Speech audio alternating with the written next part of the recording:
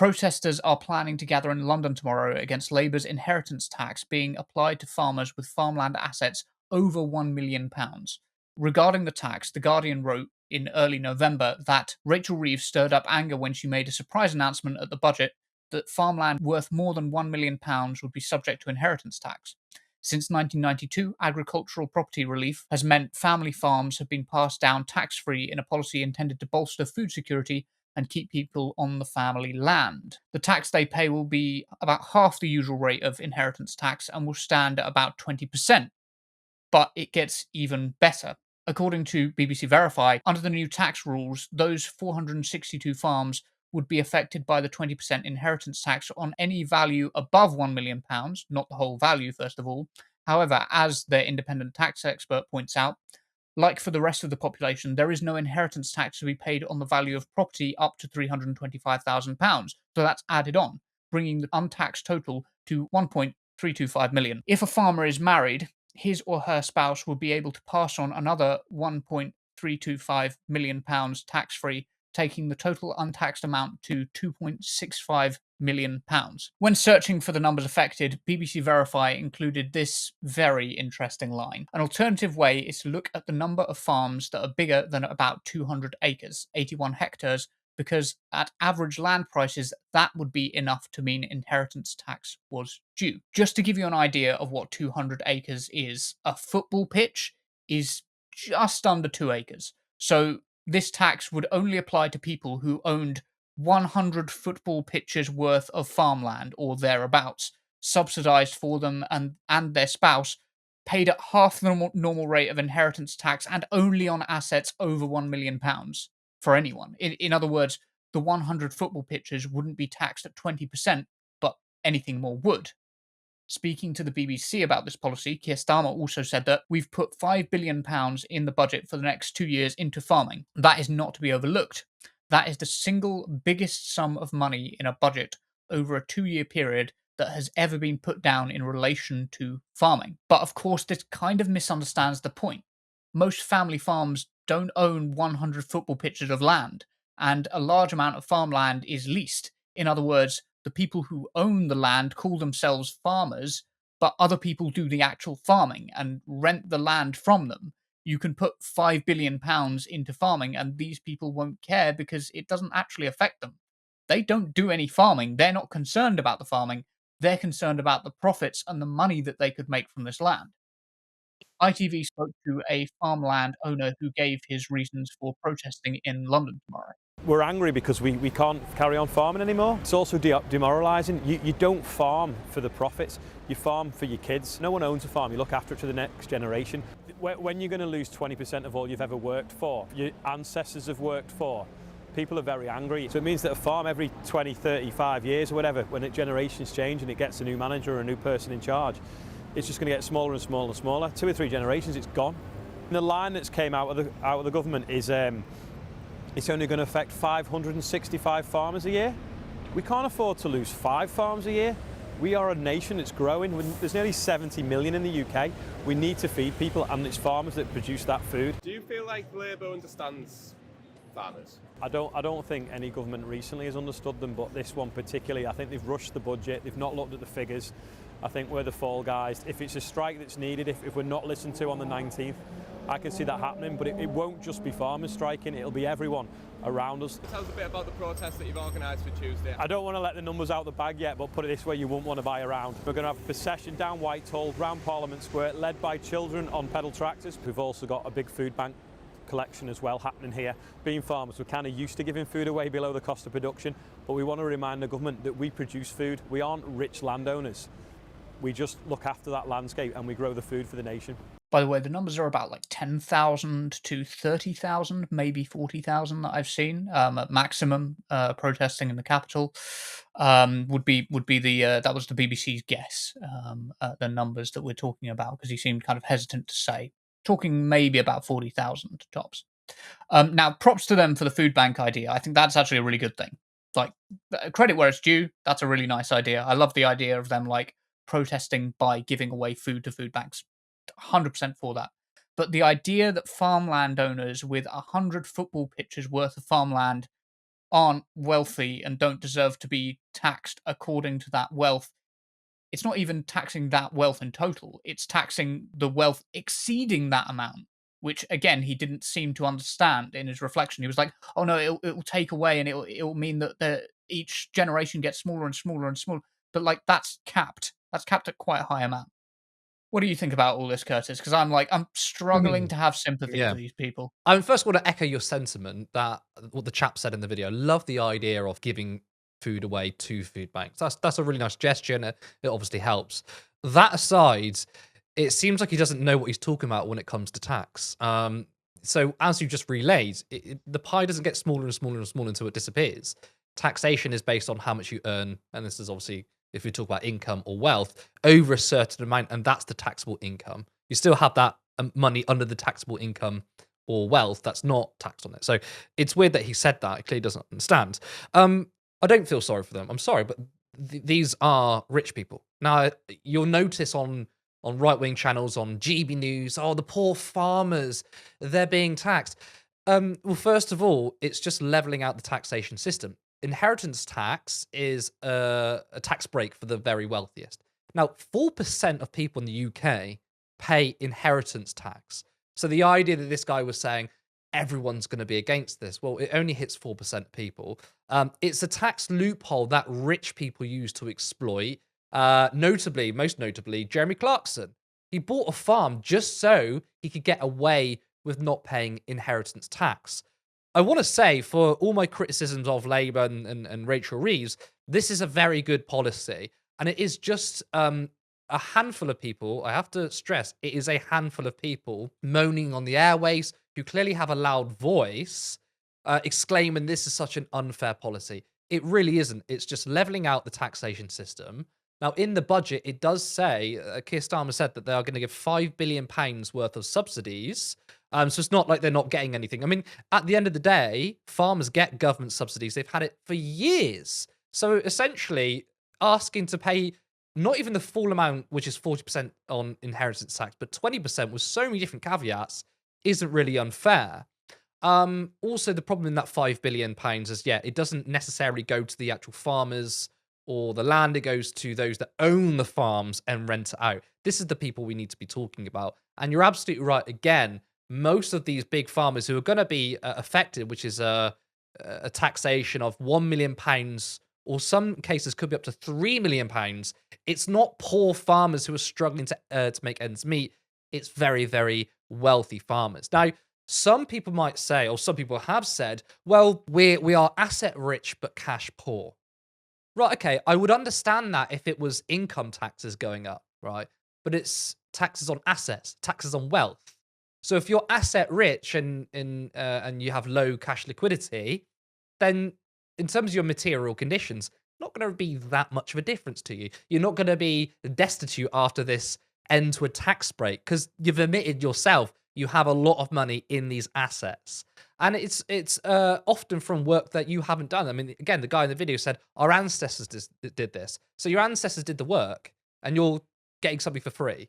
Now, I'm not angry at that. I mean, it's, good for you that your family works for this and you get to reap the rewards of your family.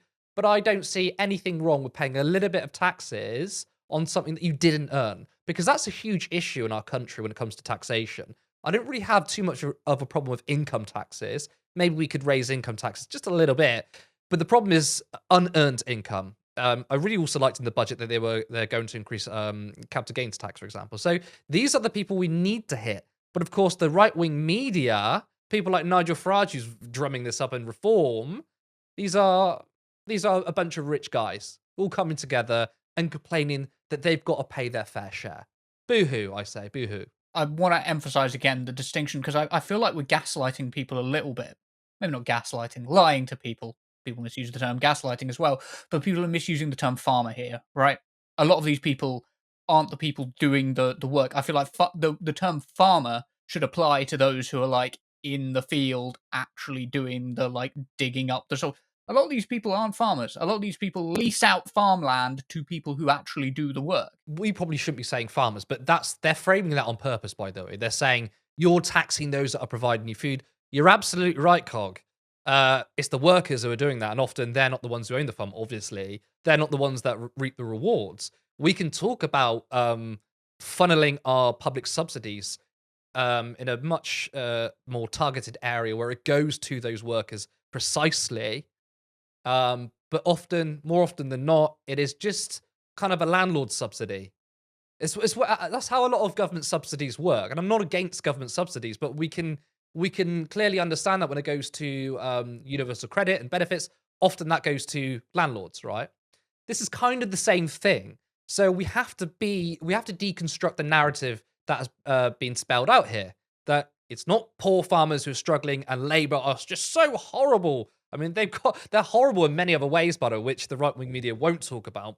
But they're going after landowners who've already got loads and loads of wealth and are making more and more money off the backs of workers who are doing the jobs.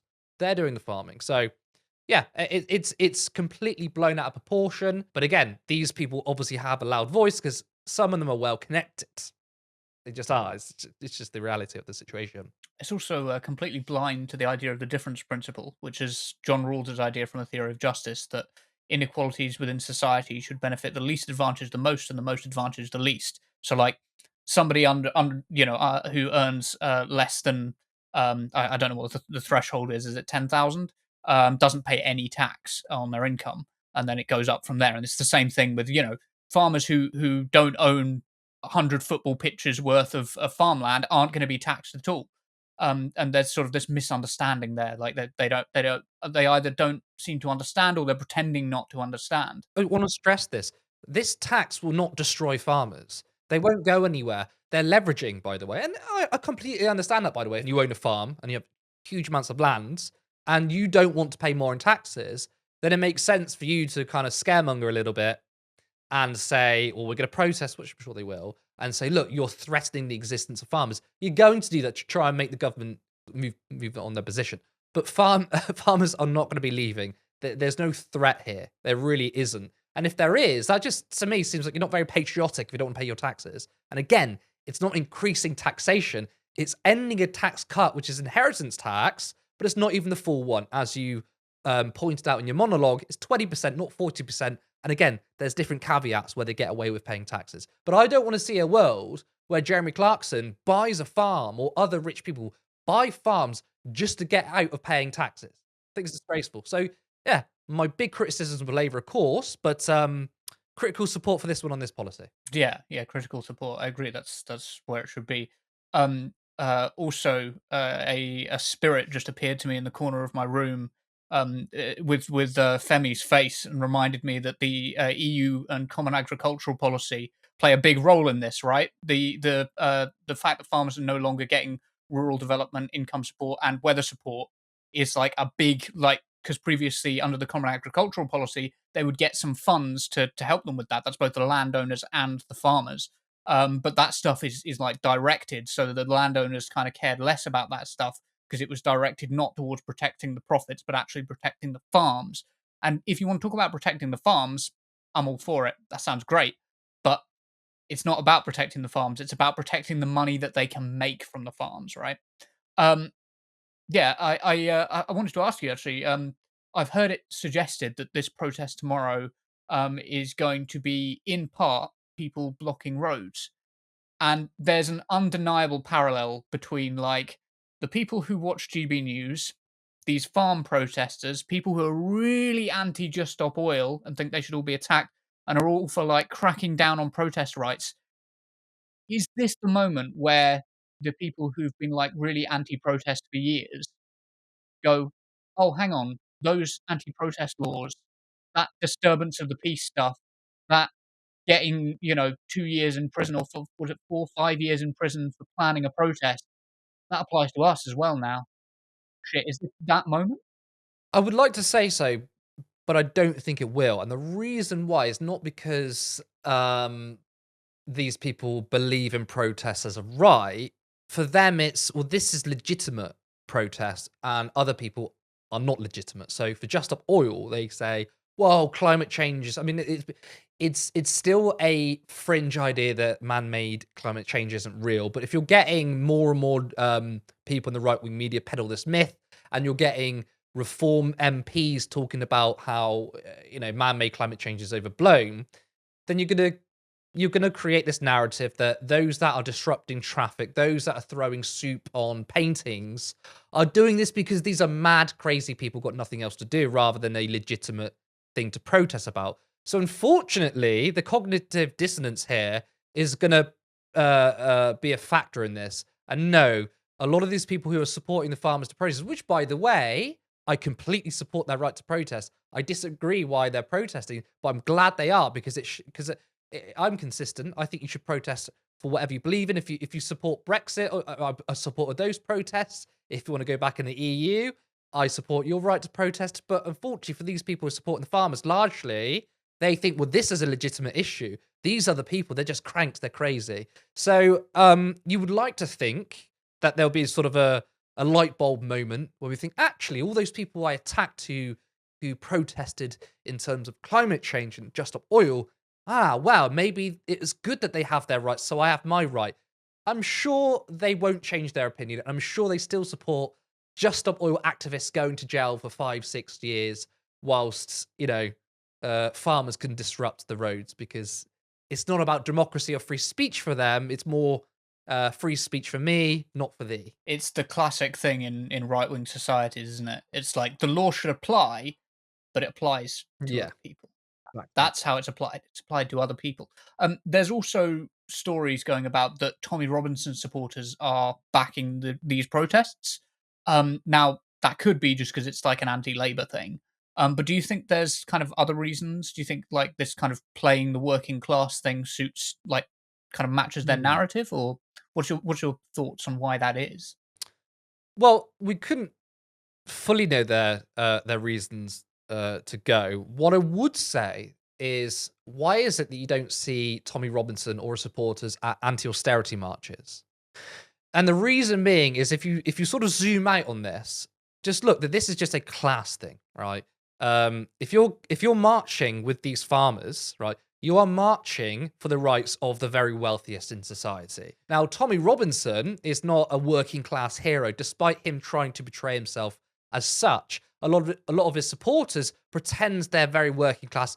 A lot of them are middle class. A lot of them are actually quite wealthy themselves. So you're going to see these people support policies that support the wealth, the rich or the wealthy, but you won't see them at other protests. And I think that needs to be people need to understand that, because if Tommy Robinson, was concerned about immigration because actually he cares about the working class, he cares about the fact that public services are strained and people can't get on the housing ladder, then why isn't he on these other marches where leftists are, where they're calling for the material conditions to be improved across the entire population? It's because he doesn't care about these people. It's because he doesn't care about the working class. And a lot of his supporters who aren't working class themselves don't care about that either. But you see him at a rally supporting rich people. So you have to look at this as a class element. For so many of his supporters and for him, I think politics is vibes. It's football teams. It's vibes. Hmm. It's another form of like football hooliganism for like certain people. And just Well, I like mean, I don't know. I would say it's actually quite specific. I mean, vibes would kind of suggest that they don't really have a policy in mind. They're at these farmers' protests because they know exactly what they're calling for, rather than, I'm going to go to the farmers' protest because there's this sort of image that the media have concocted that farmers are actually working class. The kind of the same way how Nigel Farage goes to the pub with his green jacket and his pint and his hat. I don't think that is drawing working class people in. I think that actually these aren't working class people, but they're pretending they're working class. That's it. And they're standing with their own class. I think it's going to be a mix. I also think that the people who are at the top of our system, the people in the upper classes, it is vibes because they don't. If they observe the material conditions in a very conscious way, I agree they're aligned with their class interests. Mm. I don't know that they are sort of consciously like thinking about their class interests. I think they're thinking about the vibes. We need to be strong. We need to stand up for hardworking Brits. Like hardworking Brits for them is like it's I don't know, it's British billionaires as much as it is Right, uh, sure, yeah. cleaners. You know what I mean? Like, and Yeah. they think, well, that's the same thing, right? I feel like that's the Mm. the thing about the vibes. Is it like I I did have ignoring? an interesting conversation with someone a few years ago. He wasn't a right winger. I mean, he was a Labour supporter, but he was like a Blairite kind of guy, so he was hardly left wing. And we were discussing about those who start off working class or poor and they become very, very wealthy and uber rich. And this person I was talking to seemed to think that if you were to become rich, despite coming from a working class background, you're always working class. And I think that is kind of what a lot of people think what working class is. That it is a vibes based thing. It's an aesthetic, but also it matters where you come from, but not where you are. So a lot of politicians play into that. Well, I grew up in this household. I grew up in poverty.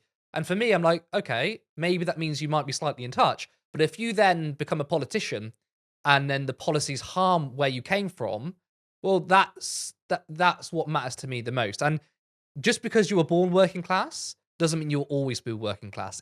Your class is your relationship to the means of production.